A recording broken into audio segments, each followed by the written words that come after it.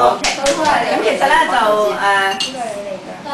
1年啦，啱啱退咗休，咁係點樣咧就會覺得好開心啦。原因咧就我自己本身係早喺1年之前，其實2年之前咧，其實一早咧就已經係 plan 呢個退休，咁所以咧就好刻意去識出啲朋友，咁同埋咧就係去培養自己，希望即係對自己身體健康好啲嘅，所以咧我就2年幾即係大概2、3年前開始就打太極，咁而家咧就係我係打瑜伽嘅，咁啊打方拳同埋圓拳啦。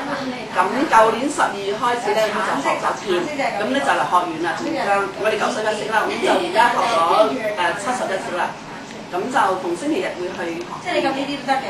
咁因為好刻意特登係識翻班嘅街坊咧，咁而家朝頭早咧就7點鐘至到8點半咧，我都會同班街坊一齊就會打太極啦，耍太極啦，然後耍劍啦，咁跟住我哋會打一套咧就叫大眼氣功，咁係打64式。咁樣，好啦，耍幾先嚟睇下先啦。我其實今日諗住以大把劍嚟都係呢個地方。唔好叫，唔好整好彩冇第二個斬你啊！34年等佢耍。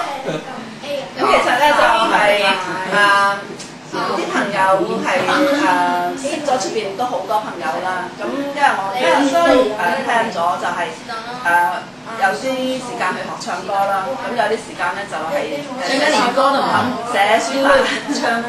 咁就星期3我逢星期3寫書法嘅，星期4咧就而家係啱啱學緊啲水墨畫咁樣。咁就約咗我啦，出年大家都記住啊！咁我出年2位耍套劍嚟下先。一套劍嚟。咁其實係會自己會個時間會比較安排得密啲啦。咁我自己就覺得係好 enjoy，同埋喺書法嗰度又識咗另外一班朋友，咁佢哋就好中意打羽毛球嘅，咁所以咧我哋就星期1會打羽毛球，咁早一輪咧就係我大發起嘅，咁佢全家一齊翻嚟啦，咁就都帶佢周圍玩咁樣。咁如果以前咧平時啲親戚翻嚟咧，我一定係唔使我去帶到佢去玩，咁但係而家嚟講咧就會比較輕鬆啲啦。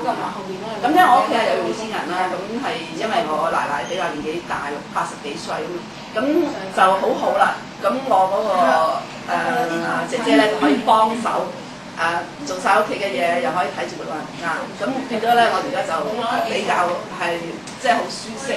所以咧就我自己會覺2樣嘢體會咧，第一就係你退休之前咧一定要有好好嘅心理準備。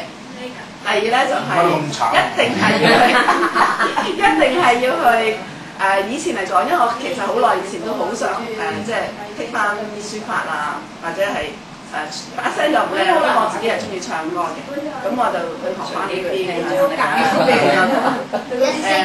係啲藝術歌嗰啲。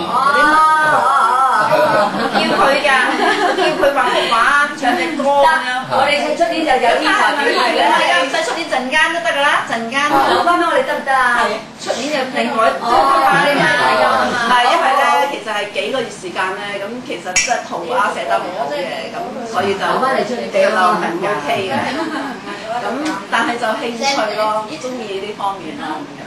咁我自己暫時會覺得好開心咯。簡直開心！一就聽見你哋都就係有退休咯，你就一齊咯。其實成日都話何英話上去嘅我，因為我其實皇崗有間屋嘅。咁而家咧呢一個係咪大堂？即係嗰個落馬洲咧，一落然後過馬路就係我屋企嚟嘅。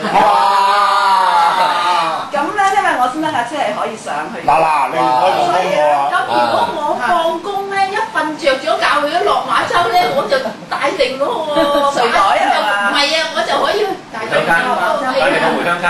係啊，因為我其實好少上去嘅。咁其實點解會買咗間屋喺嗰度咧？就因為因為我想讀經濟，去讀工商管理。咁其實好即係喺以前咧，佢即係好幾年前咧，我係2001年買嘅。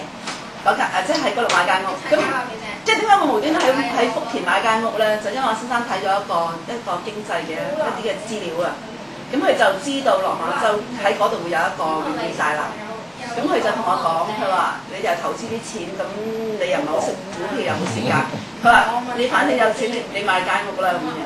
咁嗰陣時咧，因為係人民幣係低過港幣嘅，咁我嗰時買咧，咁我嗰時買其實都貴嘅，喺當時嘅錢嚟講其實貴嘅，我大概1000零幾尺啦。咁佢係都差唔多接近上90幾萬，即係當時嘅問題。咁都豪宅啦，當時嚟講嚇，依家都係豪宅嚟嘅。咁係我6月啦，就90幾萬啦翻去啦，翻去。咁啲地產咧，佢就已經即係同我講150幾萬，咁我話150幾萬，咁我話你遲啲先再同我傾啦。咁啱啱8月15號通咗啦，咁佢又再俾電話我，145萬，嚇，咁我話。如果你200萬，你再俾電話，即係我好少投資，不過我係覺得係我唔知點解我好傻馬嘅間屋，因為係一次過俾錢咧，所以係嗰陣時買嘅時候其實係好擔心嘅。但係而家我想同我計有好數咧，咁佢就話你，因為你人民幣嗰個兌換嗰個賺咗錢，佢話你都唔使200萬買，你其實而家買你其實係賺到錢嘅。即係你啊，你先得冇份嘅。係我自己嘅錢嚟。嗱，我話俾你聽咧，女性咧就最緊要經濟獨立，就係咁啦。我哋從來都好分心。唔係啦，冇晒佢都講俾你。好興啊！我老婆家我喺度。講完啦。好，哇，賺咗幾百萬喎。冇。